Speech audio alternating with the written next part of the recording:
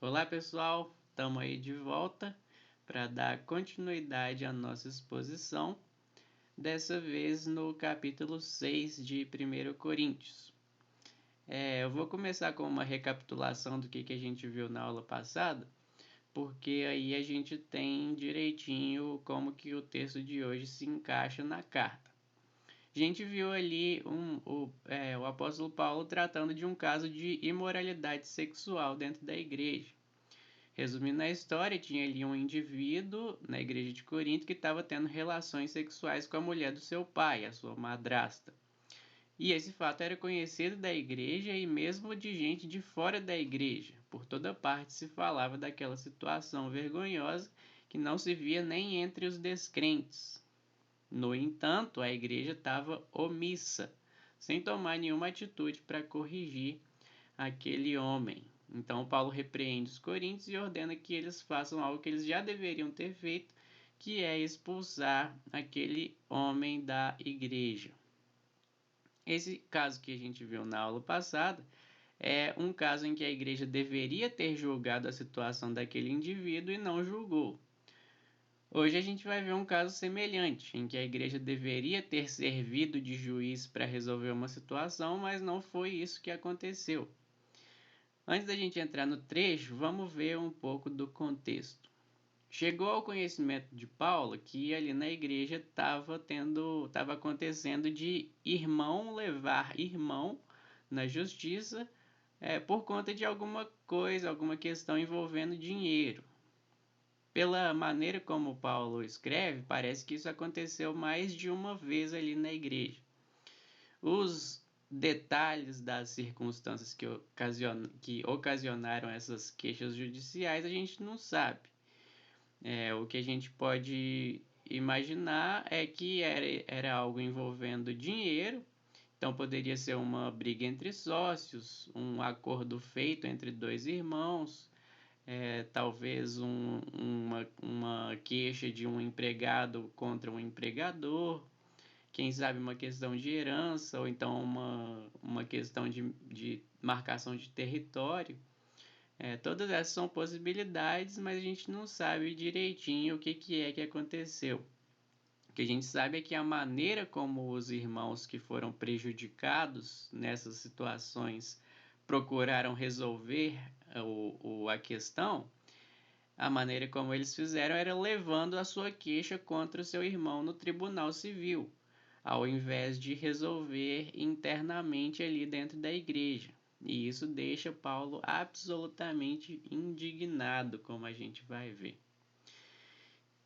O apóstolo vai repreender os coríntios basicamente por 3 motivos. Primeiro, pelo fato de que as queixas contra irmãos estavam sendo levadas para fora da igreja para serem julgadas no tribunal civil, ao invés de serem resolvidas internamente. Segundo, pelo mero fato de sequer alguém ter a iniciativa de se queixar do seu irmão. Porque para Paulo é preferível sofrer o prejuízo do que processar um irmão.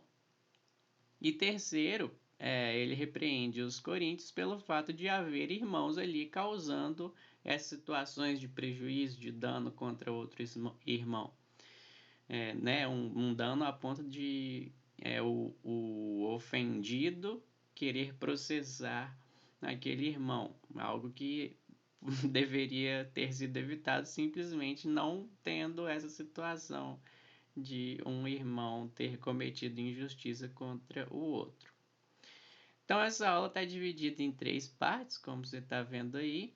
Na primeira a gente vai falar da primeira dessas 3 repreensões, na segunda a gente vai falar das outras 2 e na terceira eu vou falar do que deveria ter sido feito ali na igreja de Corinto e como que nós devemos resolver situações semelhantes hoje em dia.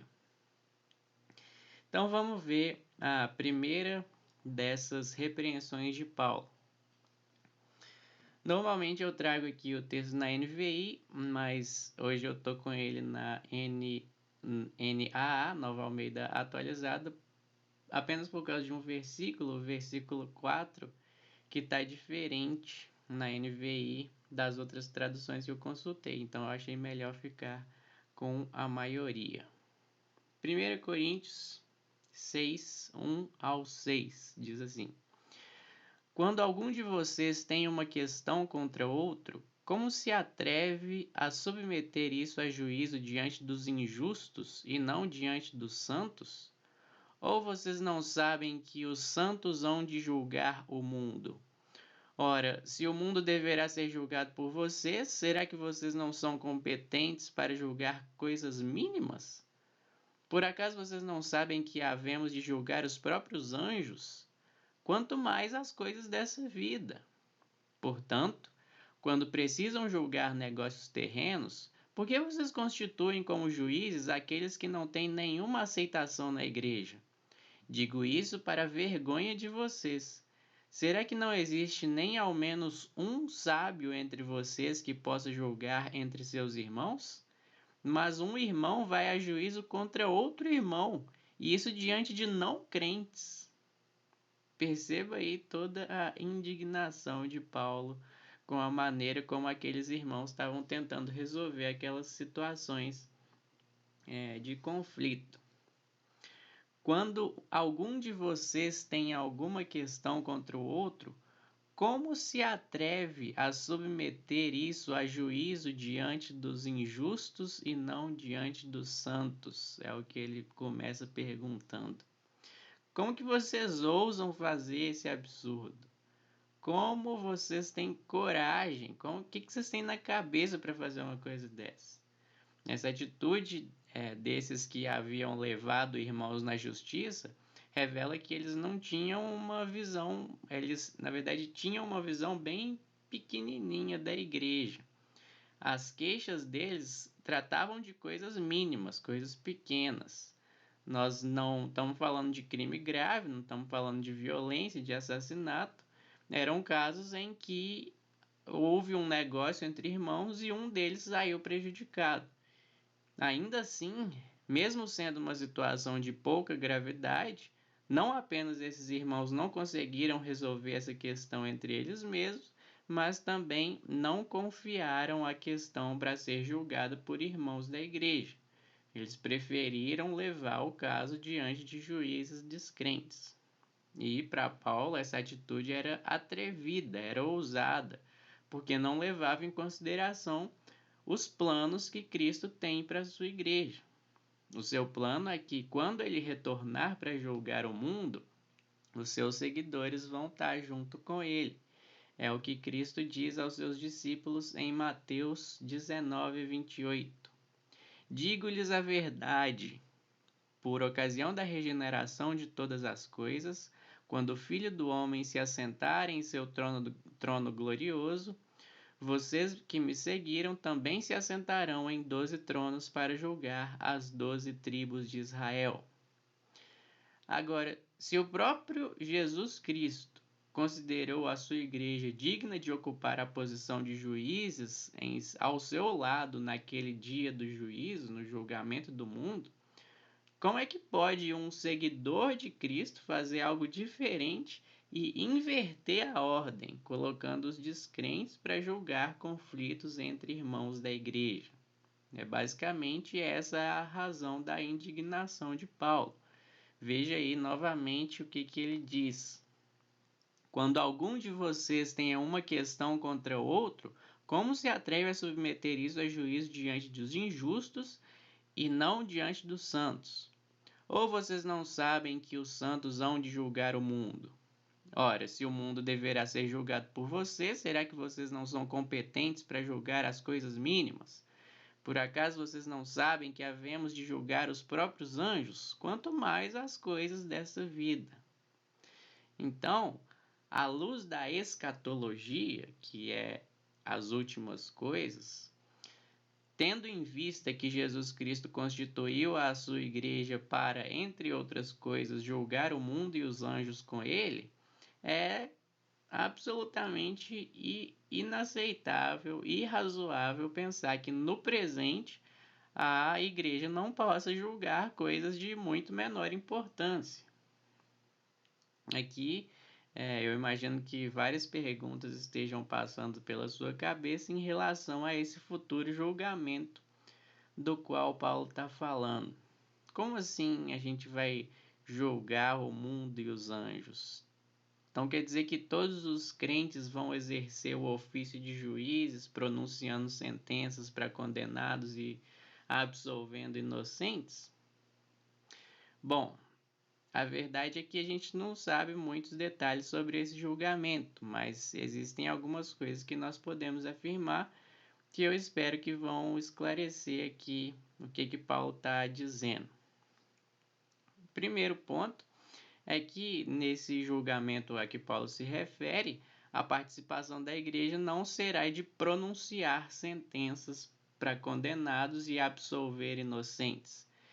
Veja que aqueles que vão estar ali para serem julgados serão o mundo e os anjos, em contraste com os santos que vão estar ali para julgar.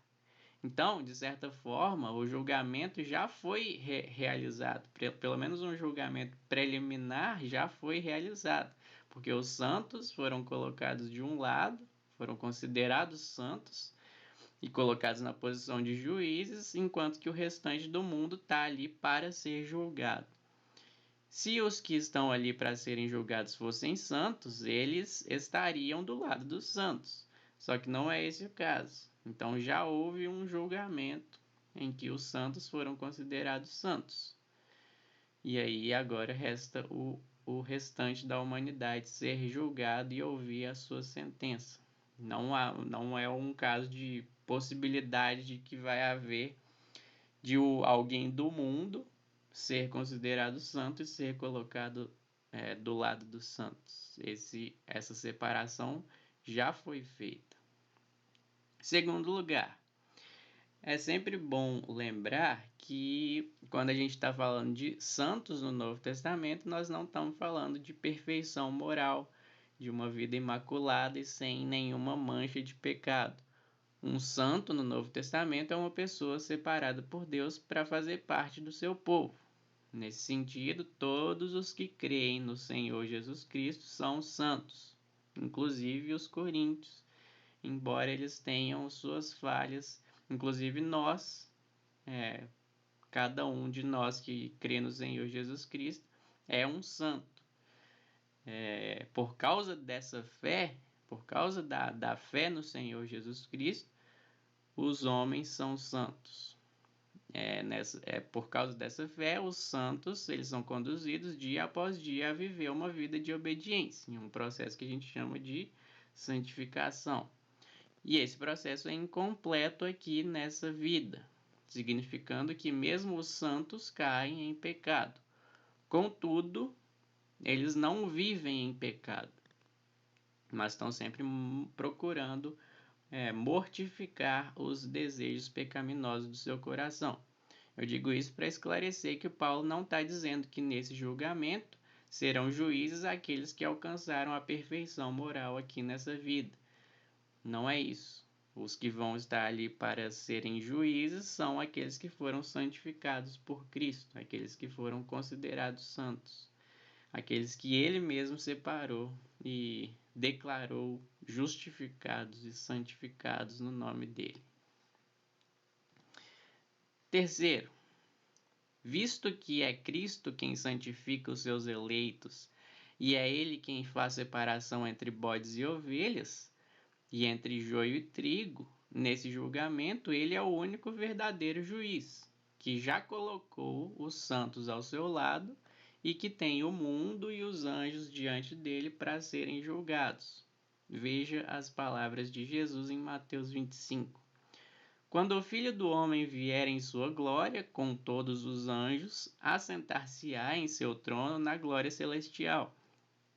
Todas as nações serão reunidas diante dele, e ele separará umas das outras, como o pastor separa as ovelhas dos bodes, e colocará as ovelhas à sua direita e os bodes à sua esquerda. Então, nesse julgamento, não está nas mãos da igreja condenar culpados e absolver inocentes, porque isso é prerrogativa do justo juiz, o Senhor Jesus Cristo. Sendo assim, quando Paulo diz que os santos hão de julgar o mundo, o sentido é que eles estarão ali consentindo nas decisões de Cristo como decisões deles mesmos. Porque Cristo, sendo o cabeça da igreja, fala por ela, de modo que quando ele julga o mundo e os anjos, a voz de Cristo é a voz dos santos.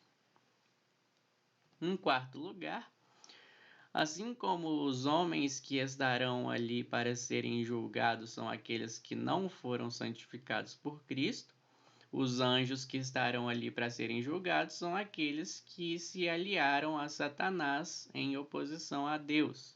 Os anjos eleitos, eles não vão estar ali para serem condenados com o mundo e os anjos caídos.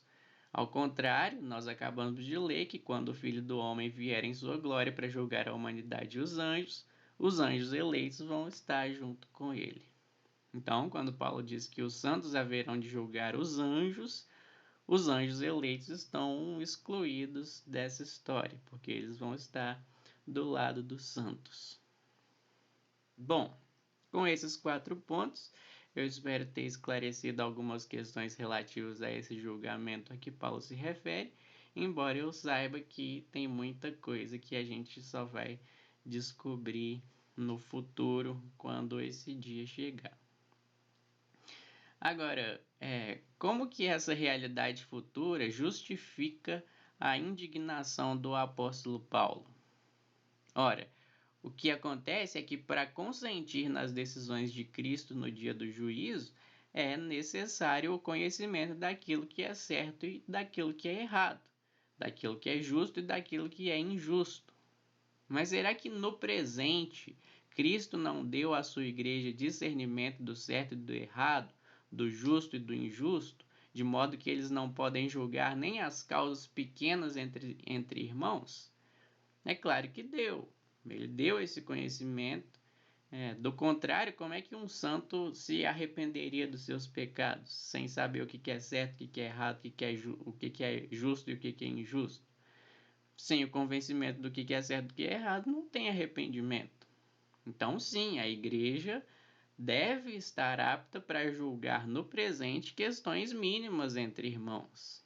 É desdenhar da igreja levar uma causa mínima entre irmãos para ser julgada por descrentes, como se as noções de justiça dos descrentes fossem mais justas do que as noções de justiça dos crentes. Por favor, né, Coríntios? Será que o Evangelho não nos ensina princípios de justiça e de equidade? Ou não nos ensina a rejeitar balanças desonestas, falso testemunho, quebra de acordos, retaliação, suborno e muitas outras coisas que nos possibilitam julgar coisas pequenas com justiça? É claro que isso está incluído no Evangelho. A gente sabe muita coisa a respeito de justiça e equidade. Os descrentes, por outro lado, eles veem as coisas de modo diferente. Pode até ser que eles compartilhem muitas noções de justiça dos crentes, mas, sendo possível escolher ter sua causa, que trata de coisas mínimas, julgada por crentes ou descrentes, não faz sentido que um irmão deseje escolher um descrente para julgar essa questão. Por mais estimado e justo que um juiz descrente seja, não é ele que vai estar do lado dos santos no dia do juízo, porque falta a ele temor do Senhor, falta a ele obediência e submissão a Cristo. Um dia esse juiz descrente, por mais estimado que ele seja, ele vai estar ali diante da igreja para ser julgado. Então, como que um irmão se atreve a inverter os papéis, colocando o descrente para julgar as suas causas pequenas contra os seus próprios irmãos? Veja a indignação de Paulo, como que ela procede no versículo 4. Portanto, quando precisam julgar negócios terrenos, por que vocês constituem como juízes aqueles que não têm nenhuma aceitação na igreja? Digo isso para vergonha de vocês. Será que não existe nem ao menos um sábio entre vocês que possa julgar entre seus irmãos? Mas um irmão vai a juízo contra outro irmão, e isso diante de não crentes. Então, quer dizer, Descrentes não são aceitos dentro da igreja por causa da sua impiedade, pelo fato de suprimirem a verdade pela injustiça. E são a esses homens que alguns coríntios estavam levando voluntariamente as suas causas para serem julgados por ele. Então, convenhamos, faz sentido isso? Claro que não. É uma vergonha que esses irmãos não tenham encontrado na igreja irmãos sábios para orientá-los nessas situações. Se é que eles procuraram, porque pela indignação de Paulo parece que não houve nem sequer uma tentativa de resolver esses casos internamente dentro da igreja, mas a questão foi levada diretamente para o tribunal civil.